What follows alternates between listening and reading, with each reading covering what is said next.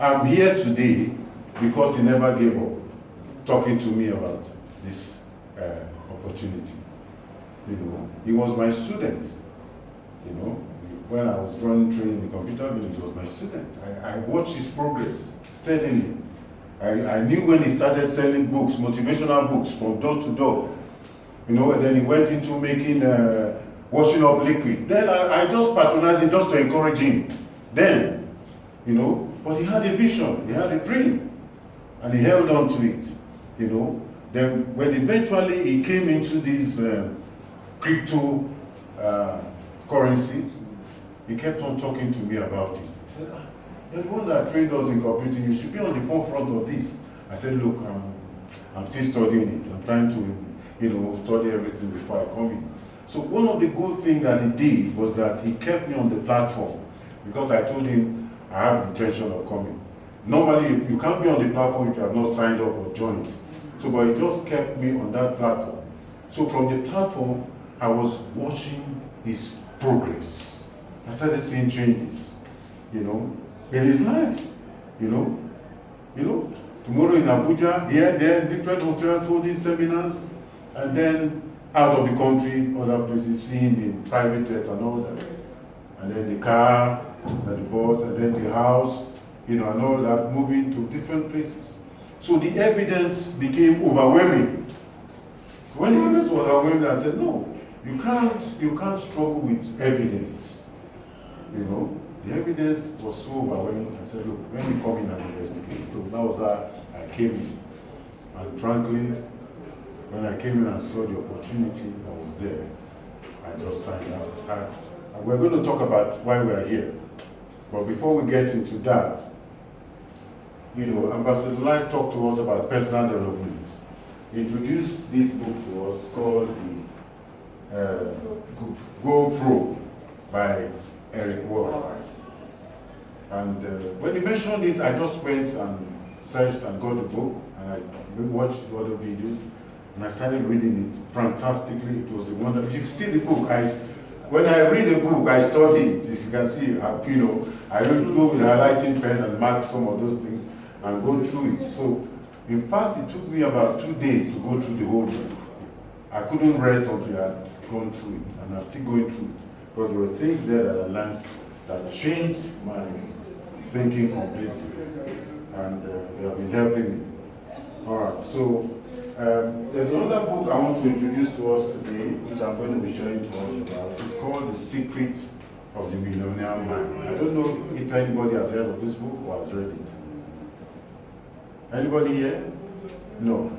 This is a wonderful book. It's called The Secrets of the Millionaire Mind by T. Harv Eker.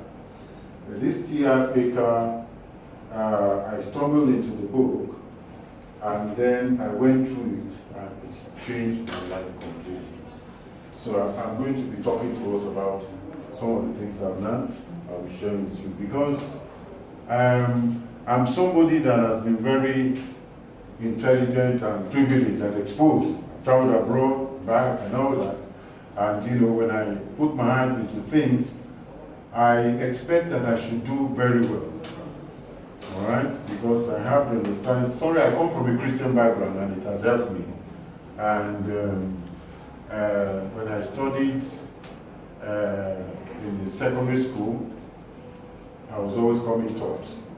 When I went to the university, I won the university award, Best Student Award. I was from a very poor background, but there was something that kept me going. When I read the Bible, that it said that Daniel and his colleagues were giving wisdom in all sciences and knowledge, and they became 10 times better than all their colleagues. That thing dawned on me. I said, well, that is Old Testament. All right? If they had that privilege of being 10 times better, then I have a better privilege of being 10 times an advantage. So that gave me the push to always believe that if I'm in any situation, I should come up on top. All right? So that helped me. But there was one area that I never saw result, that is when it comes to do finances. Finances. I find I put everything in and I don't get the result that I deserve. I train people, I put them through, and they do better. Some of my students, they're in the computer village, they own their own shops. There's some that have come through me and we've helped them to start their own businesses. And then they're going to get contracts, build houses, buy car and all that. And I can't really relate to that. I found out things are not working in that finance for me. When I came back from abroad, there was so much promise when we started our IT firm. And some people came around and we started that firm. And then after a while, things just kind of fizzled out. And everybody just went their own way. And then, because I had the dream, I had to stay there and continue with it. Something happened to me once that a lady saw me walking that knew me when I came back and came to me and she was almost crying. I said, what happened? What happened to you? But me that she's worried about, I didn't see anything wrong. I was, just walking. But she was so concerned and said, what happened? So this finance thing was not working. Now, it was this man, T.R. Eckhart, that helped me to understand why. So he said that why some people do well and other people don't do well has to do with what they call your financial blueprint. Everyone has a financial blueprint that is written in your subconscious mind. All right? So that no matter what you do, if your financial blueprint is set for hundreds, you cannot go beyond that level. If by mistake you get money that is above that, you go to squander it and come back to that level that your financial blueprint is set for. If it's set for thousands, you remain there, and for one reason or the other, that is why you find out that people win lottery. And before you know it, they are back to the level that they were before because of that financial blueprint. All right, so we're going to be looking at that. But if your financial blueprint is set for a higher level, you'll now find out that even if you have some mishap and things go wrong, you're able to build yourself back to that level. All right? So how is this financial blueprint formed? How is it formed? It's something that is written in our mind. So this leads us to what we call the power of the subconscious mind. Your mind. So there's the beliefs and the convictions you hold, they are registered in your subconscious mind. So you just follow them naturally. You follow them naturally. It's like brushing your teeth, like when you have learned to ride a car, it's automated. So there are a lot of things that our body handles that we don't know about unconsciously because those things are being automated. All right? So I'm going to be sharing with us some of these points.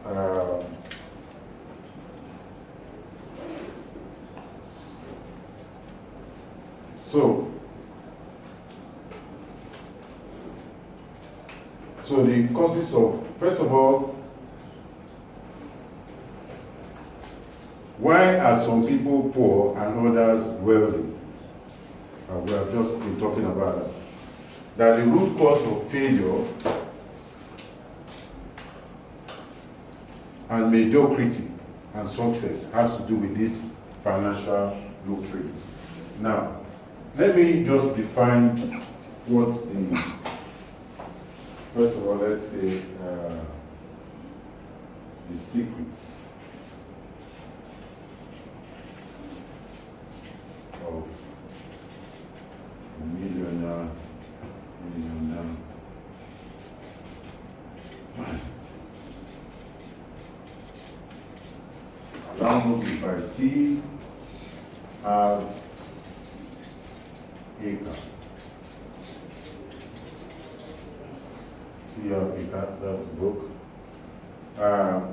So the financial blueprint is the way you think, feel, and act about money. The way you think, feel, and act about money. That is your financial blueprint. So when money is mentioned, how do you react? What is your attitude towards money, finances? You know, that is what is your financial blueprint. And that thing is formed over time from our youth, growing up. You know, authority figures. For example, your parents, the environment that you grew up around. What was their attitude towards money and finance? When you were growing up, it will affect you. For example, if you wanted something and they say, we can't afford that, and you kept hearing, we can't afford that, we can't afford that, there's a way it's going to affect your thinking about money. You know, I know there was a time, my dad was a very wealthy man, and we were brought up with silver spoon, not like with silver spoon in my mouth. All right? So that was the difference. My dad was a manager with Mobil Oil. And he was contemporary friends with people like the Hebrews in those days. All right? So we had housemates, we had everything, you know, in those days that could take us around and everything. But then something happened, vicissitudes of life. We became very ill, and then we fell from grace to grass. All right? So I had to go to the village. My parents were not there, still with the uncles and all that. You know, so I've seen both sides of the coin. I'm able to make my choice. And I tell you that poverty, as they say, is a disease of the mind. It's a disease. It's not good for anything. All right? So I've seen both sides of the coin. So when I was in the village, imagine you pass your JAMB exam. They will tell you there's no money for you to go to school. You know what that will do to you? Not one time, not 2 times, not 3 times, not 4 times, 5 times. Other people are going, and they say there's no money. There's a way it affects your psyche. All right? All right? So, these are how it's formed, authority figures around you, what they say about money, what they do about money. Now, when T.L. Barker was giving us a seminar, you can go and Google it and go to YouTube and get his video and listen to it. You know, he was saying that in one of his presentation seminars, there was a lady that came up and was saying that when she was growing up, she normally used to hear the ice cream guy coming up with the music, you know, say ice cream seller, vendor. So she would run to her mom and say, "Mommy, I need ice cream." The mommy said, "Why are you asking me? I don't have any money. Go to your dad. Your dad has got all the money." So the lady will run to her dad. Her dad will give her money. She'll go and buy ice cream. All right. Next time she hears that ice cream guy coming around, she will run to her mom also and say, "Mommy, I need ice cream." Mommy will say, "I don't have money. Go to your dad. Your dad has got all the money." So this was what she was doing over time. So now, what do you think that kind of experience, what impression did that have on the life of that young lady? Now, she now believes that women don't have money. It's men that have money. So growing up, she will expect that everything she has financial has to come from a man, a male figure, from her husband. All right?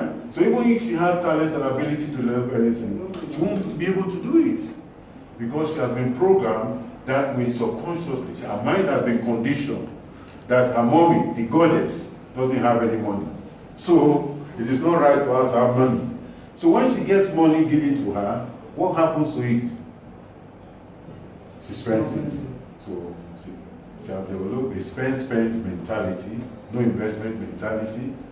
So that is how this blueprint is formed. So authority figures around us. And then also, if you had traumatic experiences that we had in the past, can also help to shaping and condition our mind around money. For example, when I was in the secondary school, I was privileged to go to the secondary school, a federal government college, Oguese. That was the school I attended. I went alone for my state. Now, the reason why I was able to finish the school was because I had scholarship, performance in the common entrance. Because my uncle that came from abroad, that we all said was going to help us, paid for just one term. And after the one term, when he saw, I come from a polygamous background, that is his uncle, and my uncle, which is his dad, had too many other wives. So when the guy saw the responsibilities, that was enormous, he ran away back and went to abroad. Still there till today, as we speak. All right? So if not for that scholarship, I wouldn't have been able to finish my studies. Now, here's the point I'm trying to bring. We had what we call a year abroad that we had to go because of French language studies. Yeah, we had to go to Cameroon for that excursion. So, though the school was paying for that, we had to get our own passport. So when it was time for everybody to pay for that passport, I couldn't afford it. Every other person, I was the only one that nobody is standing there. So you imagine what that, the kind of impression, it will create on my mind, the way it conditions my mind. But thank God, my French master paid for me. The man of God, saw me crying, and up till now I still respect that man, Mr. Money. So he paid, so I was able to make that trip and all that. So I'm just telling you how the financial blueprint is formed.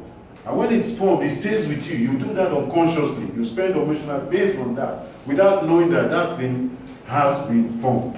And that's what limits us. Now, the good news is that that financial blueprint can be changed. That is the good news. I've always known that there's power in the subconscious mind, but I didn't know that we could tap it at will and change it. So that is what T.R. Baker outlined that helped me. So we're going to be looking at that now. So I want you to congratulate the person that is next to you for being here. Welcome them and congratulate them. Yes. Yeah, you're welcome. Because your being here today is going to change your life forever. Yes, it's going to move you forward. Yes. So that you responded and you are here is a good thing. So this thing changed my life. So now, let me just, how do we change the financial blueprint? Is, what registers in our subconscious mind comes through repetition, what we hear continually. All right? So what we hear continually being said to us. So it registered in your subconscious mind. So you can then do that by what we call declarations. Words are powerful. All right? So you can change it. So you now change it through your own declaration. You counter it. So that is how you do it. So what are declarations? Declaration is a, let me just get it out for you. The definition I've written here is a positive statement that you make out loud with a purpose. All right? Declaration is a positive statement you make out loud with a purpose of registering it in your subconscious mind. All right? So you make it deliberately. Because when you declare something, you eventually act upon it. You act upon it. All right? So let me just backtrack a bit. Now, the reason why I want to backtrack is that T.F. Berger was saying that poverty is a result. Wealth is a result. All right? What you see around you is a result of your belief that you held in the past. So if you don't like what you see around you, you have to change it. But where do you change it? Okay, you look at a tree. We call it the tree of life. This is the tree of life. Huh?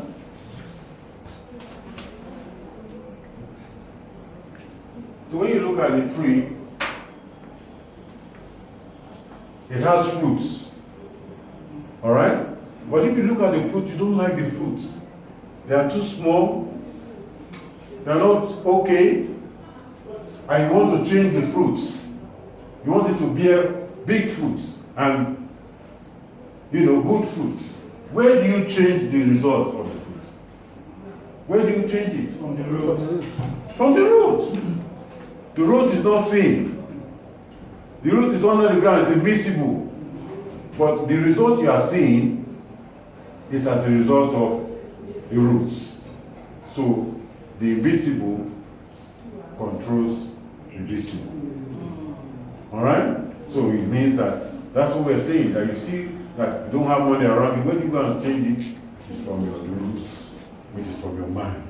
So your mind is what makes you rich or poor. Your mind makes you rich or poor.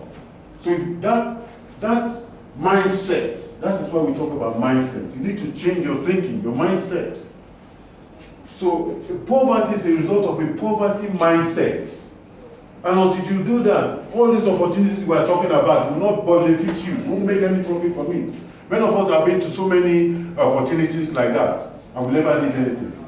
I'm sure most of us, it's not the first time you are hearing about opportunities. And people there have gone through them, and they have made something. Some have won cars, have won missions, and all that, and you know. So it's your mind that makes you either poor or rich. And the good news is that you can change it. That's the good news. All right? So that's why I like it, because all the books I've read on motivational things on the mind, they didn't make it clear as to how you can change that situation. That is why I recommend this book. There's other books. There's a book by this man called Joseph Murphy, The Power of the Subconscious Mind. It's a good book. You can read it. It's a good author on it. And there's something he wrote about the key of wealth.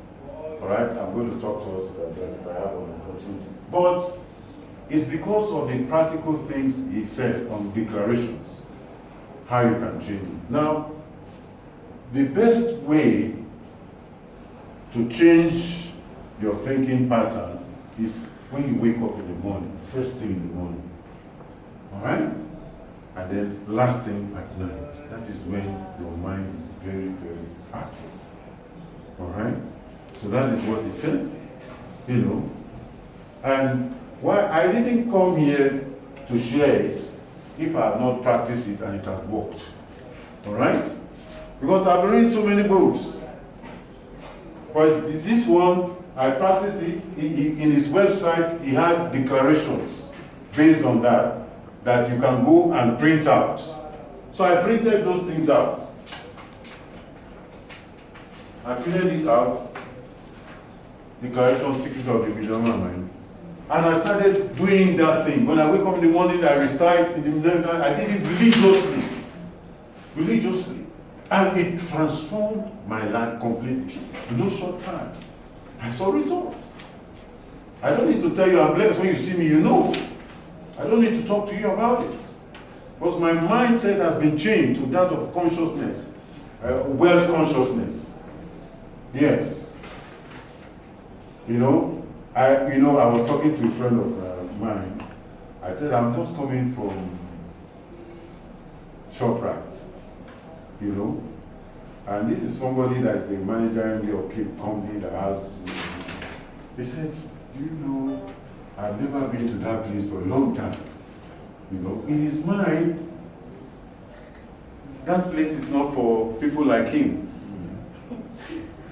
It's for some wealthy people. You understand? Yes. It is a mindset. Yes. You know? And some people go to the banks and they get intimidated too, just going to the bank. Yes, a mindset. And the bankers are there to help you. Your money is your money, they are there to serve you. But you get intimidated. It's a mindset. Alright? So you need to develop that wealth consciousness.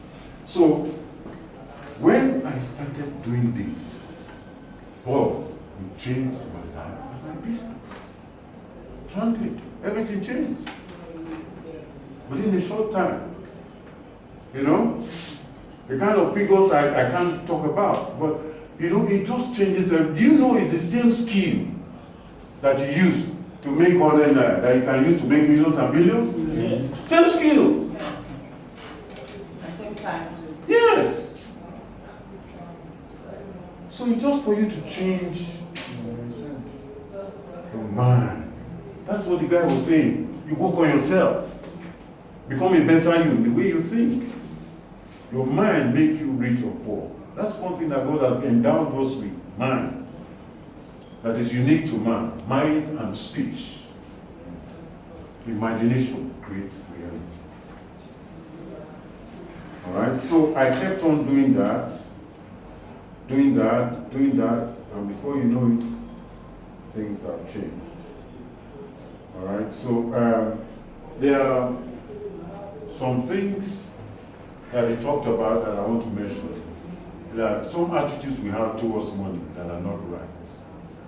You know, for example, I remember, because I come from a religious background, or very spiritual, when you ask me about material, I say I'm not materialistic. You know, there was one lady I know, I used to know that I was dating at some point. She's now married. But we met at some time. I said, how are you doing? No, it's fine. Do you have a car? Do you have a house? I said, no, don't worry, I'm not materialistic. All right? In other words, those things are not important to me. Car is not important. A house is not important. How if you say something is not important, will it come close to you? No, it will run away from you. So I was driving the money and the wealth away with my own thinking and pattern. You know, so I had to change that a little bit. So this is what happens in your mindset. You need to work with your mind. You know? So for example, people feel that you need money to make money. Have you not heard that? Yes. So without money you can't make money. No. It is wrong. What you need to make money is ideas. Idea.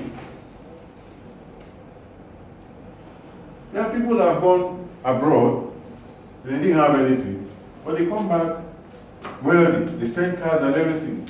They didn't have money when they were going there. I went abroad, I didn't have money. In fact, when I went, because of the way I went, the immigration people were trying to disturb me at the airport. So all the dollars I had, I gave to them so that they can allow me to cross. This jackpot is happening. So that was how I went. You know? So, but I came back, things were different. At least now, today, as I'm here, I still get pension contributions sent to my account in foreign currency from abroad. Yes. And I'm still going to get it for the rest of my life.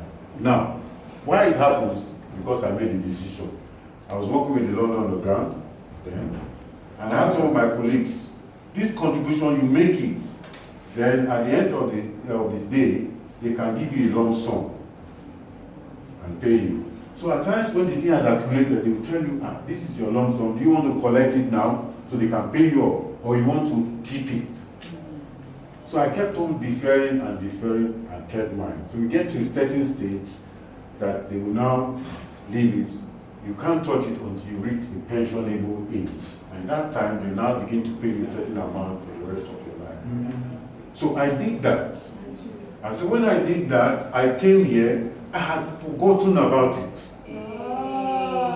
Yes. I had forgotten about the country. Do you know what happened? Somebody called me from abroad, from Dubai. There are all these financial people. They saw my profile in LinkedIn. Yeah. And so that I used to work with London Underground. And said, oh, they can help me collect my pension. I said, really, pension? What pension? I'd already forgotten about it. So, I now called my friend who was their client. He's the signal manager now. He was the one that gave me form to get in there. That's another story. You know, because when I got in there, he was ahead of me, and they said that you should be happy that you got this job, being a station assistant. But, you know, frankly, before I got the job, I had to change my mindset, thinking. I didn't know. Because when there's racism there, when you apply, they won't give you the job. Oh, yes. Too much racism. So it got to a state that when I applied, I would just conclude that I know they are not going to give me this job. So there's a way it affects society. But there was something that helped me reading scripture. I'm a Christian, if you don't mind, but reading the Bible helped me, and I now made a vow that if I get my first salary, I'm going to pay 20% tax. So when I made that pledge, the same place that they called me before and they said there was no vacancy, they can't call me back. I've even gone, they turned me down. They now called me and I said, oh, there's a vacancy. So I went there. And before I know it, I did all the tests and everything. And then I got the job. There was more possibilities. So when there are other vacancies coming, I will apply. My colleagues say, don't worry, I should be happy. But I said, don't worry, just watch me. I know what I'm doing. I know what I'm doing. So, and I will apply for it, and I will get it. You know? So until I became a train operator. And how I got into that position is another story. But really, what I want us to take from that is that mindset, when you change it, you change everything. Like I said, when you stop growing, you start dying. So the only way to go forward is to keep on improving on yourself, working on your mind to improve on yourself. Now, there's something I want us to look at here which is very, very important. He calls Steve Aker called it the quadrant of life. That is, let me see, how we can see this.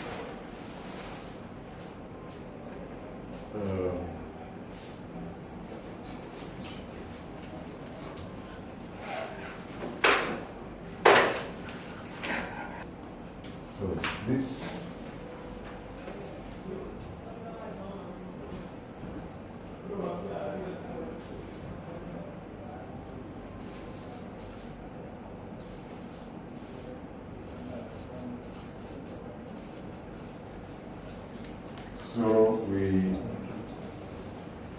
so look at